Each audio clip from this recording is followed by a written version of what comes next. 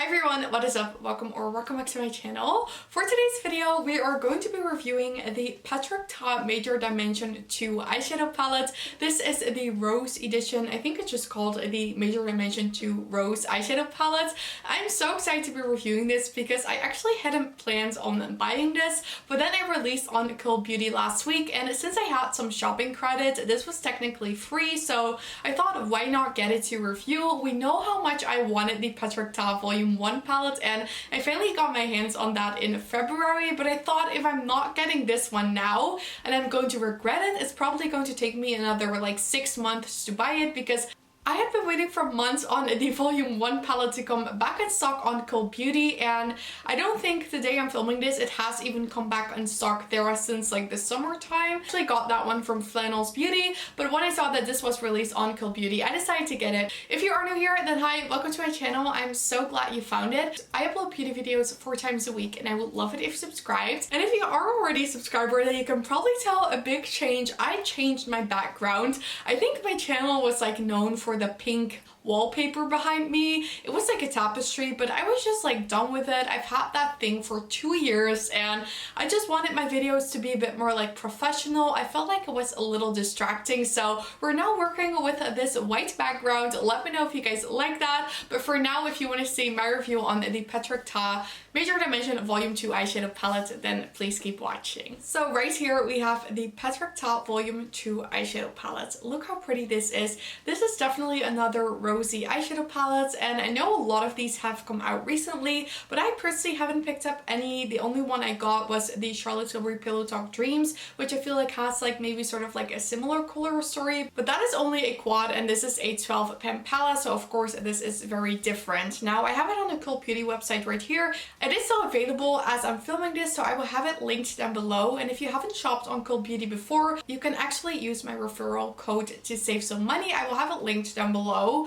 But this palette retails for €67.80, which I feel like is quite the same price as the Volume 1. The Volume 1 is not currently available on Cool Beauty, so I can't really compare it, but I think I paid like $72 for that on Flannel, so I think it's pretty similar. I'm so excited about this because I absolutely love the first, and basically the layout is the same. We do have some creams right here, so we get 2 cream eyeshadows, which I think is super cool. We don't really see that in a lot of eyeshadow palettes, so I feel like that's definitely what makes this palette a little bit different. And what also makes this different for me is that we have 5 beautiful mattes at the bottom and 5 shimmers, so there is a really nice shimmer to matte ratio. And besides that, the shimmers are not your everyday shimmers. They're more like glittery and sparkly. I kind of like to compare them to the Charlotte Tilbury Pop shades. They have a little bit more impact than a regular shimmer shade, so that is something that you have to like. I personally love that. I love how my eyeshadow is very sparkly,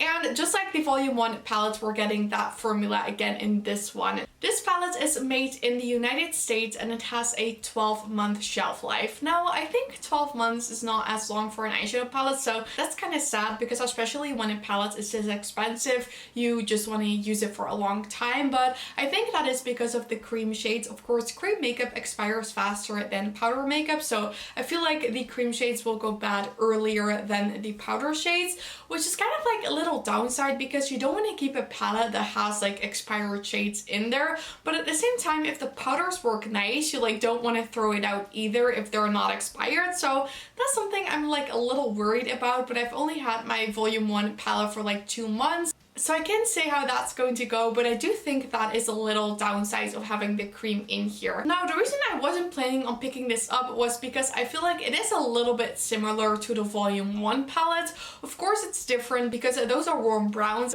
and these are warm pinks, but I feel like both of them lean warm. And I think we're just going to have to look at the swatches to see how different these two palettes are going to be. The packaging is a little bit different, but it's sort of like the same idea. Both of these have mirrored packaging, but this one right here has sort of like a matte pink border. They are also the same size, so for the rest, nothing has really changed. Now I want to see how much these palettes compare, so I want to show them next to each other, and I also want to swatch them next next to each other. So that's what we're doing right now, and then we'll get into the eye look. So right here we have both of the Patrick Ta Major Dimension eyeshadow palettes. The top one is the new volume 2, which is the rose version, and then the bottom one is the Major Dimension 1, which is more neutral toned.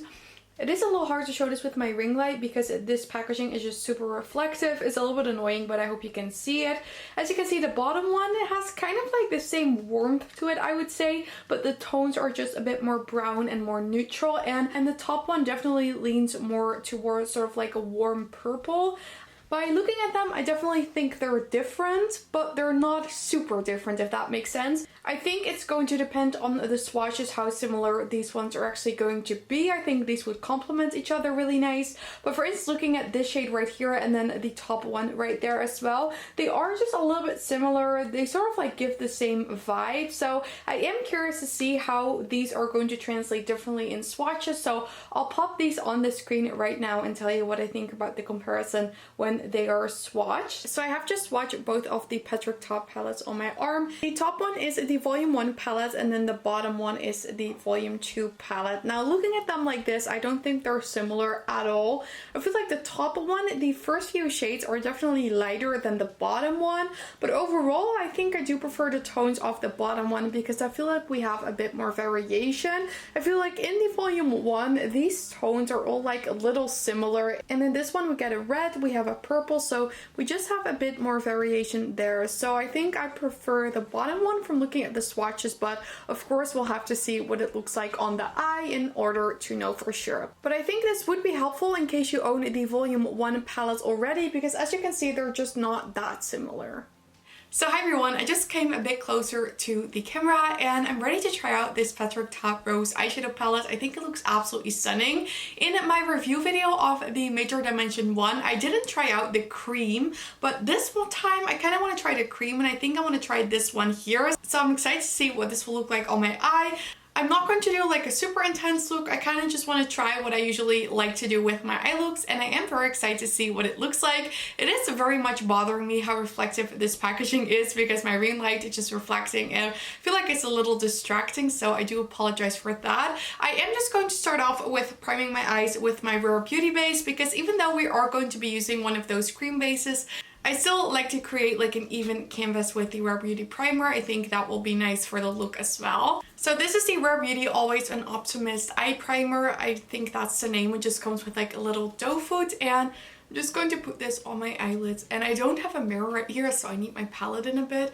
But I really like this eye primer. I feel like it gives a really nice clean canvas to the eyes. Because I have hooded eyes, I feel like it also stays on better. And what I like about this is that it's not too light. It definitely is a little bit lighter than my lid color, but sometimes I feel like with these eyeshadow primers, they can be a bit too light, and it's kind of like hard to create a subtle eye look on top because you're going to have like some white shining through. So really like this eye base. I have been using it for quite a while now, and I still really much enjoy it. So the first shade I'm going to take is this lighter cream base right here, and I'm just going to apply that all over my lid, and I'm very curious to see what that will be like. So I'm just putting it on the same brush that I used for the Rare Beauty base and just putting it on the lid. That's beautiful and very pigmented. It's definitely a rosy eyeshadow palette, so it's a bit more of that red pinky tone, which I'm not entirely sure how I feel about, so I really need to see this look on my eye. I did technically get this palette for free since I had some like credit on Cult Beauty, but like I said before, I'm not sure if I would have gotten this palette if I didn't have the credit, because it is quite pricey, and I love pink eyeshadow, but I'm not sure if I like this like warm pink eyeshadow, but we'll see how it's going to look on me. Maybe I will fall in love with the shades. Now I'm just taking a clean blending brush. This one's just for Morphe, and I'm going to go over those edges. And once you blend it out, I feel like it becomes even like more warm. But I feel like the cream is working very nicely. It is also blending nicely. We definitely already have a nice clean base for the eyeshadow to go on top now. So now I'm taking just this like blending brush from Sigma Beauty. This is the E38 blending brush. And I'm going to be taking the second lightest matte shade in here and see if that is going to show up on this base. So I'm just taking it on this brush, tapping off some excess, and then working this into the crease. I'm thinking this shade is sort of like the similar amount of depth to the eye base, so I I don't think this is going to show up super well, but I feel like this would be a nice transition shade if you skipped the like cream eyeshadow base. It is really pretty, but I want something a little bit darker, so I'm going to go in the third lightest matte base, and I'm going to put this in the crease, basically on the same place where I just placed that previous shadow as well. Like I said, I don't think it's the eyeshadow not showing up, it's just because the amount of depth is pretty much the same as the cream base, so it's a little bit hard to show up, but it would show up on a lighter base. And I'm also just going to take this on my lower lash line and sort of like wing that out a little bit. This is a really nice shade, and so far I love how this is looking on me. So I'm just blending this, and then I'm going to take the very lightest matte shade in the palette, and I'm just going to go over these edges to soften them a little bit. So on an everyday basis, I think this amount of depth is what I prefer. I would now go in with a shimmer, but since we're doing a review, I want to at least use one more shade and try to deepen it up a little bit and make it a little bit more special. So I'm going to take a smaller brush for that. So I'm going to take this shade right here. I'm going to deepen up the look a little bit with this shade, and I do feel like this shade is definitely going to give it a bit more warmth. So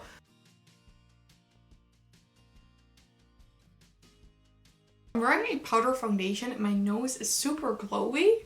I always thought powder foundations were looking super dry, but can we believe I'm wearing a powder foundation without any like flawless filter or something underneath, just my moisturizer and then the powder foundation. Look how glowy I'm looking. I love it. It's the one from Tarte, the Amazonian Clay Gem Powder Foundation. I really like it. So I will have it linked down below, because if you are looking for a nice powder foundation that's not drying, I feel like this one is really nice. So to blend it together, I'm going to use this big fluffy brush that I got from a Beauty Bay brush set, and I really like this for like blending lots of shades together. It is quite big, so it's a little too big for my small eyes, but I still like to use it. I feel like it blends the eyeshadows really nice, and I'm so impressed by the quality of this eyeshadow palette. I feel like it's easier to work with than the Volume 1 Major Dimension palette. So now taking this more small dense brush, I'm going to take this shade right here again and apply it to the lower lash line, so we have a little bit more color there. And then I think this is what I'm going to leave the matte eyeshadow with, but now I'm very excited to try out these shimmers. And from experience with the previous Petric Top palettes, I know they work best with a glitter glue like the one from NYX, so I'm just going to be taking that one for the shimmers. So like I said, I'm just taking this glitter glue from NYX, and I really like this product with formulas like this. I just take like the tiniest amount on my finger. You really don't need much. This works really nice to hold these glitter shades really well. So I'm just taking a little bit on my other finger now, and then I'm just pressing this basically on the lid, and this is pretty clear, but it does make it a little bit sticky, so it's just a nice base for those other eyeshadows. Just going to do the same thing on the other eye. We have one glitter, this one, which is more for duochrome. It shifts to gold, but I feel like I want to use this one right here, which is called Romance. I feel like that would be really pretty. So I'm just going to take that on my finger, which still has a little bit of glitter glue on there, and look how gorgeous that looks. That's such a nice shimmer. And then I'm just going to press it on the eye. Can you see that? Whoa. That is beautiful. Like, look how that made the eye look so much better. I love that so much. I feel like this is such a pretty shade. It did look quite dark in the pen, but on the eyes, it just is really gorgeous light pink with like a hint of lilac in there. It's absolutely stunning. Like, I want to have this shade on my lid every single day. It's so gorgeous. How incredibly beautiful is this? Now, I do want to use a little bit of this shimmer right here, which is a darker one. And this is the only shade in the palette that's more of like a shimmer rather than a glitter. So kind of like want to blend that together with the glitter. One thing I will say, I wish there was like one more normal shimmer shade in here. On the eyes, I don't find them chunky at all. I just feel like for like the inner corner or something, I would prefer like a lighter just shimmer shade, because I don't like putting like glitter in the inner corner, because maybe I'm always scared it will like irritate my eye or something. How beautiful is this, you guys? I love it so much. I'm going to apply some mascara off camera and then I'll be back to share my final thoughts on this palette, and I did not expect this. So I'm back with the finished eye look, and as you could probably tell from when I was applying the shades, I really did enjoy this palette. I think it's super nice. I love the tones. Like I said before, I did not expect to love these because I decluttered my Natasha Denona Midi Love palette because I found the tones a bit too red and maybe like a bit too warm. But with this palette, I think it has the perfect amount of warmth to it where it does create a nice like rosy eye look, but it's not like overly warm. There are still some like cooler shades in here, like that glitter shade was pretty like more cool toned in my opinion, and I just think it looks so beautiful. And I did not expect to say this at all, but I think I like this palette more than the Major Dimension Volume 1 in terms of the formula and maybe also in terms of the shades. I do like that one as well. I think I'm going to get so much use out of that one during the summertime, but this one is just a bit more rosy. I love my pinky eyeshadows and this palette is just so up my street. I think it's beautiful and I can't wait to play with this some more. So let me know if you guys want to see more content with the Patrick Ta Major Dimension Volume 2 Rose eyeshadow palette, but this is definitely getting a big thumbs up from me. Okay everyone, and this was it for my review on the Patrick Ta Major Dimension 2 Rose eyeshadow palette. I hope you guys enjoyed watching. Let me know in the comment section down below what you think of this palette, and I would also love to hear if you own this palette or if you're planning on picking it up. Let me know your thoughts, and if you do own the Major Dimension Volume 1, let me know which one you like the best. But if you did enjoy this video, then I would absolutely love it if you gave it a thumbs up, and don't forget to subscribe and turn on the notification bell if you don't want to miss any of my videos. All of these things would help me so much with my channel and I'd really appreciate it. But with that said, I want to thank you guys all so much for watching. I really hope you have an amazing day and I really hope to see you in my next video. Bye!